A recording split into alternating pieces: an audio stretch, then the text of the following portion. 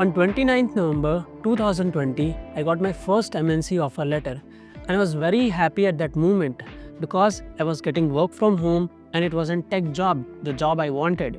But the same job I have quitted within 11 months of working. So what happened? So it all started when I have completed my college. After that, I have started looking for a job, XYZ job in the market, but I was not getting good offer letters. So finally, I have decided to get training in design.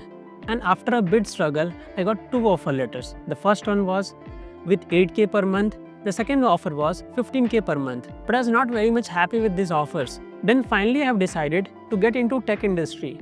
The pure motive was to get good offer letter and to get good growth.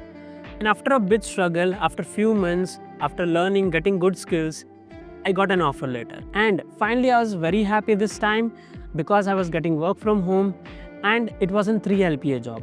Now you can have this question, how can be a person happy with 3 LPA offer letter? See guys, at that time I was knowing in long term there is a good growth, and that happened. Within 6 months, I got an offer of 10 LPA. And again, I was very much happy. But after working few months, I have decided to quit this job. So what happened? I was feeling like I have been put in a jail, okay? I was happy with the job, but I was not enjoying the job. And that didn't happen in the beginning. That happened like within a span of 11 months. But before quitting the job, I was having one thing in my mind, that I'm a passionate teacher. So I can do teaching. And now it's been 4 to 5 years. Am I happy? Yes. So guys, do I was good in college? No. Do I was good in job? No. But finally guys, I have found something that I was good with and I was interested into.